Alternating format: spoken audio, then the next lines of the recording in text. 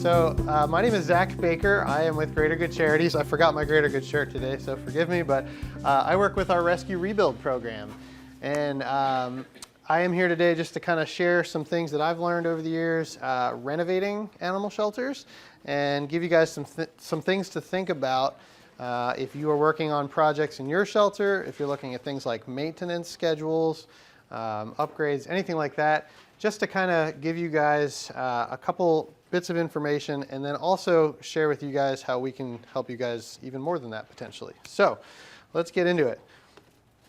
So first of all, I just want to send a huge thank you to Beringer Ingelheim, who has sponsored today and this talk. I also selfishly am very thankful to them because they support our program in a big way. They fund us with grants to help renovate animal shelters. Julie, who's here today, she's come out and worked with us.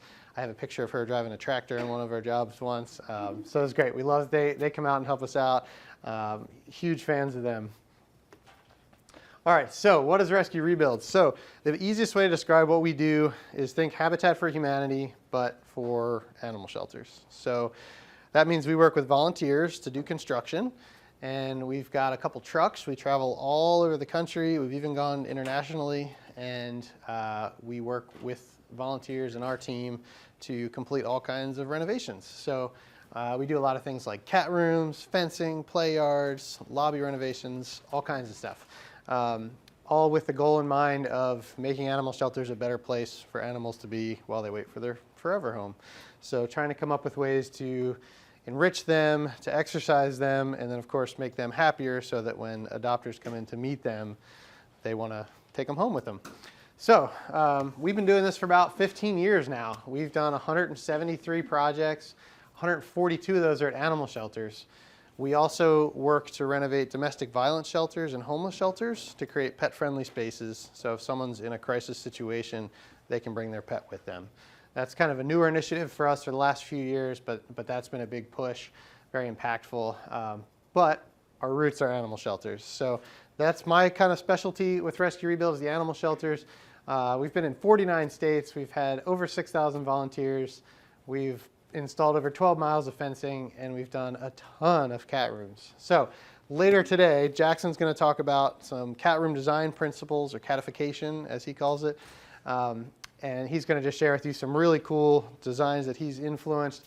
What I'm going to talk about is more of the nitty-gritty, building materials, keeping all of these things maintained so they're safe for the animals and we can help control disease and things like that. We're going to talk about how construction can vary from a traditional construction method, so think like an office building, versus an animal shelter.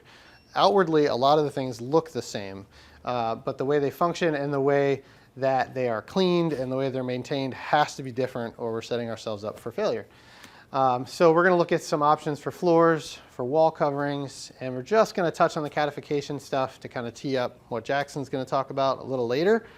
And then I'm going to tell you a little bit about what we call our coaching program, where we can work with you guys to help you design your own projects. So if you guys have small to medium projects, maybe you just want to know, hey, what flooring should I use in this space?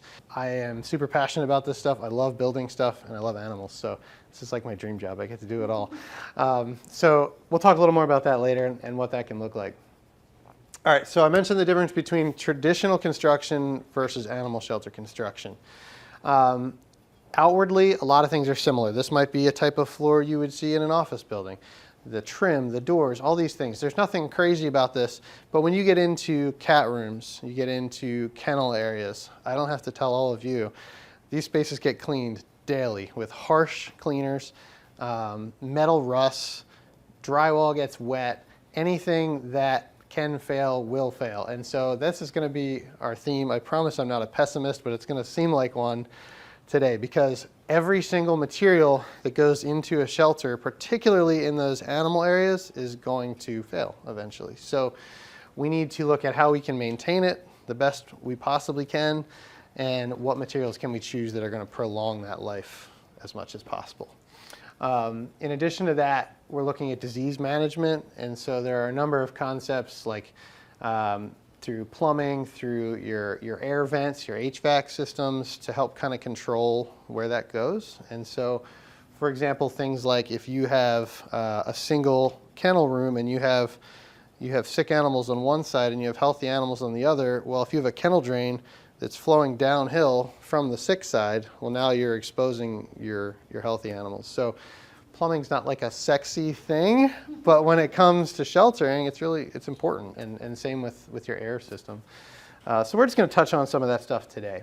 All right, so let's talk flooring first. So again, back to my pessimism here. Everything's going to fail, but we want to try to choose the best options we can for our budget, for what we're using it for, and what our current situation is. You know, if money's no object and we're building a new building, that's a whole other conversation, but obviously we all know we have what we have and we have to work within those constraints. So anytime we can avoid painting a floor, we want to do that. Do any of you guys have a shelter where there is paint on the floor and it's failing? Have anyone seen that? Yeah, so that's a hard situation because once you've got paint on a floor and it starts to fail, especially if you're cleaning it, it's wet every day, it's nearly impossible to fix that. However, you can go over that with things like tile, or you can go over it with like an epoxy floor, which is an expensive option, but there are ways around that. So the reason I mentioned the paint thing is if you're building a new space, don't paint your floors. I'm begging you, don't paint your floors. Bare concrete is not always a bad thing. There's ways to seal concrete. You can polish concrete so it's not as porous. If you guys are making new spaces, that is probably the best cost savings you can have on the floor, is to use just bare concrete and have it sealed. We're also seeing a lot of tile. That's an easy way to fix some of these bad situations, like I said, with the painted floors. It's somewhat cost effective, especially if you're just doing floors. There are new technologies now with the grout. A lot of people get concerned about grout being porous, stuff gets stuck in there.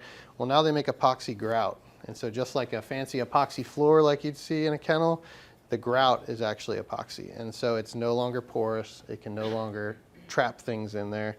So tile is actually a really great option. And we can even get into some of the more cost-effective options like you'd have in your home, like a linoleum or a waterproof LVT, which is just a vinyl floor that click together, real simple. Not good for dog kennels. However, they can be good for cat rooms if we maintain it. And I'm going to show you that here in a second. So a lot of it comes down to how you're using the space and whether or not animals are going to be involved in that space. So we're going to do a little demo here. So what I've got here is essentially a cross section of a wall. So basically we took a slice out of the wall. This is the wood framing behind the wall. We've got drywall here. We've got this is LVT flooring, and we have a rubber baseboard. You guys have probably seen these. They're actually in this room too. It's very common, particularly in cat rooms or just, common areas, probably not kennels. A lot of people look at this and say, oh, well, that's sealed up, it's against the floor. But I would use this room as an example. If you look around, you can actually see where this meets the floor. Things have been bumped into it. It's inevitable. Chairs get slid into it. Furniture gets pushed into it. And you lose the seal that it has along the floor. And so if you have a wall that's got drywall in here and moisture is constantly going inside that wall, now we have a smell problem. Now we have a disease management problem. There's a lot of issues with that. And so something as simple as caulking that can solve all those problems, but it's not something that you see very often.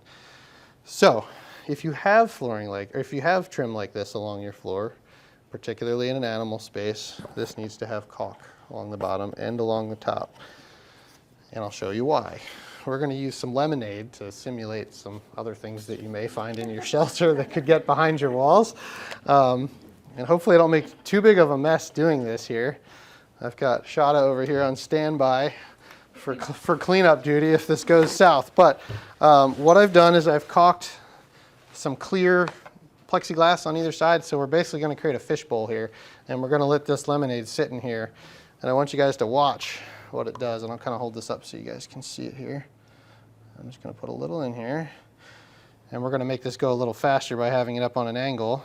Well, it's going to make a liar out of me. Come on. this is a brand new piece of trim, so it's going to take its time getting in here. I'm just going to hook a finger down. Oh, I didn't even have to. I don't know if it's doing it on your side. It's starting to do it on my side. The drywall is wet already. And once that gets wet in there, now it's going to act like a wick. And it's just going to soak it all the way up behind your wall. And so now you can see we're dripping. So something as simple as just caulking can make all the difference in disease management. Can I hand this off to you, Shada? Thank you so much. Here's that if you need a little containment there. Something as simple as caulking your trim can make all the difference. Because if that was pee and not lemonade, you're never getting that out of there. There's just no way. And that's not something that you're going to see in a commercial office building. So I mention that because it's a very easy thing. And it's something that probably I would guess to say that every one of your facilities could use caulking somewhere. You know, this would be a good example where the floor or the trim here is really wavy. Sometimes you can even take a putty knife and come up under and pull it out to straight again, and then you can run some caulk along there. I meant to bring a tube with me to show you guys. There's a caulk called Lexel, L-E-X-E-L. It's a clear caulk, and it's awesome. It works really well. It holds up to all your bleach, your rescue, anything like that. It does a really good job. That's a great option for caulking. All right, so talking about walls, this is a shelter that we did some work at. I'm going to guess that you guys have probably seen kennels that look similar to this if you don't have them at your shelter. This is super common. And it's the same thing we talked about with the flooring. It's really hard to get paint to stick in a kennel. This particular one is cinder block, and it just had not been painted. This was only like 5 years, I think, since the last time it was painted. And so I say that because, again, back to that everything will fail. This particular shelter did not have a maintenance schedule or a plan to say, okay, every 3 to 4 years we know this is going to be a problem, and so let's preemptively see if we can find someone to donate some paint. Let's see if we can find a volunteer group that's willing to come in and pressure wash it and repaint it. A lot of these things are simple, but they make a huge difference in appearance. This picture with this white dog here is the same kennel. It's kind of hard to see because it's dark, but after it's been painted with a new front on it, it's just a completely different look. And when you're marketing your animals for adoption and you want them to really show well, having that fresh coat of paint can be a big deal. As far as kennels, typically we see a lot of the cinder block, and so paint is really your only option there. A good exterior grade paint is the best we can do.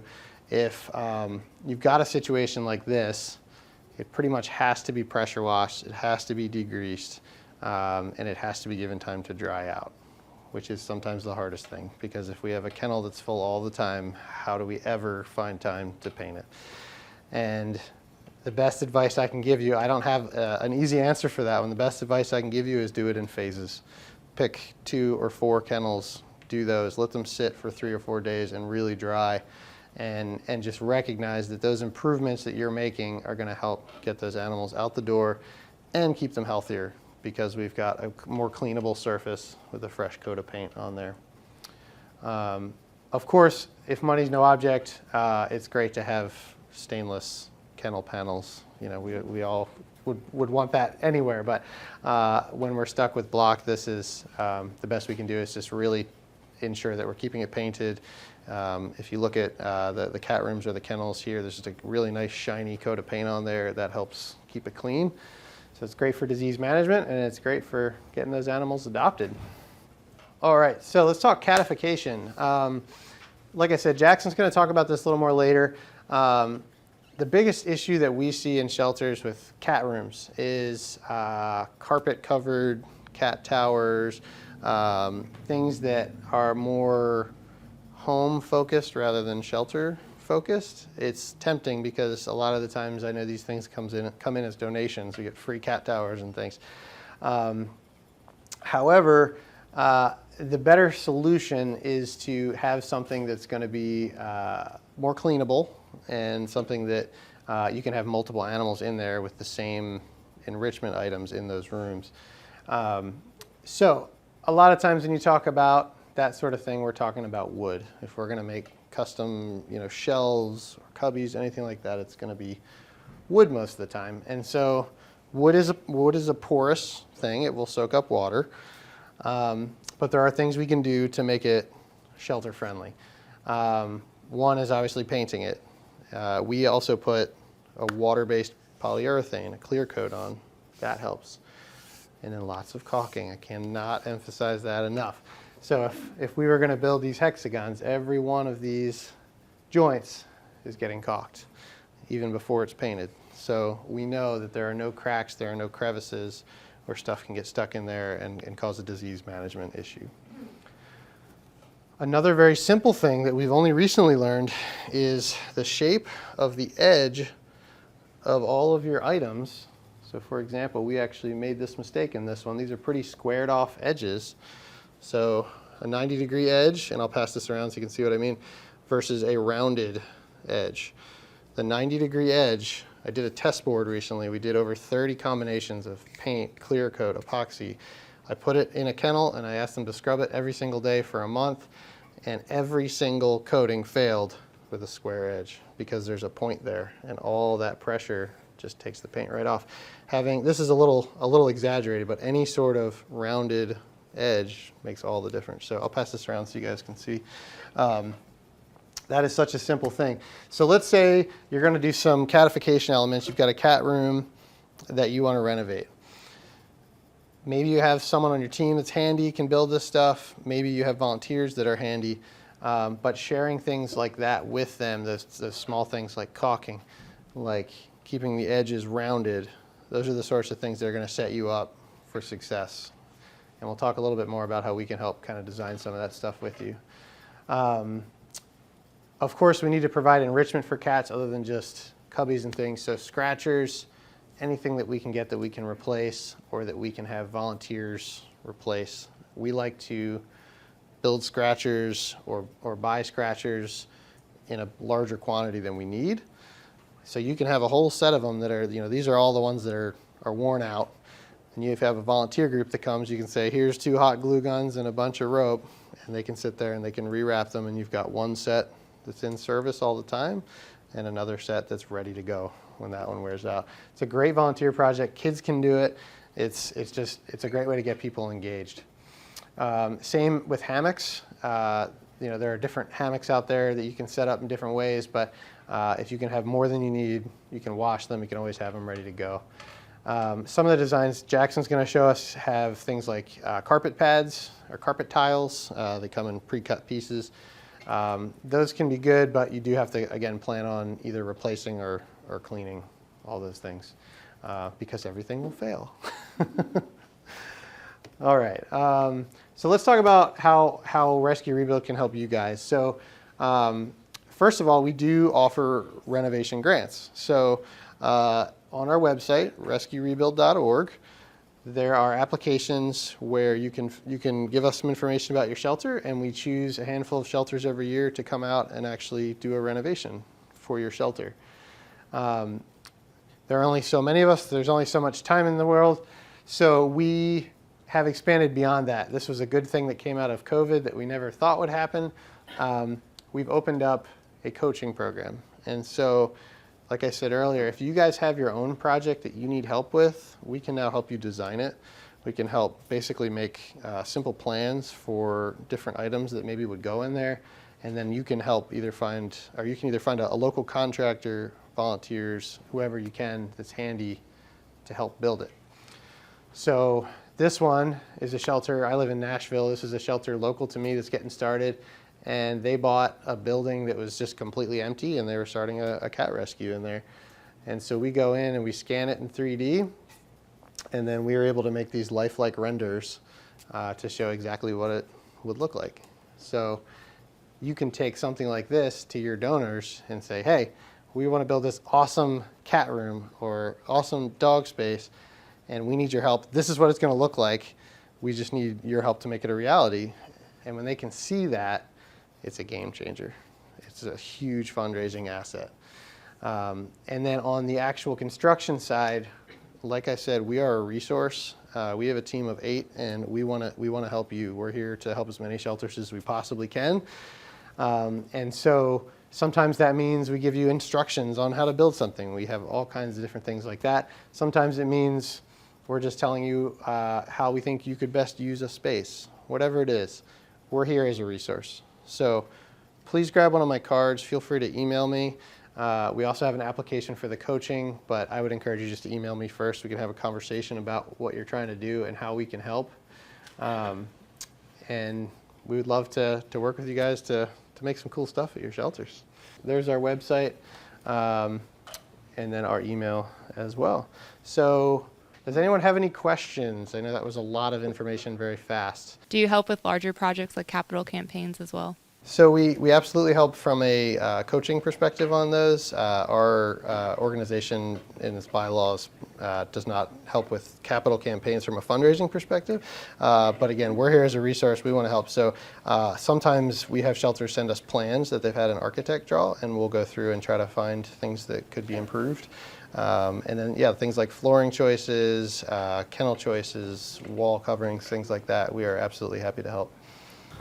Do you just use work with nonprofits or like county? Do you work with county? We also work with municipal shelters. Yeah, Okay. nonprofits and municipals. We love helping both. Okay. Yeah.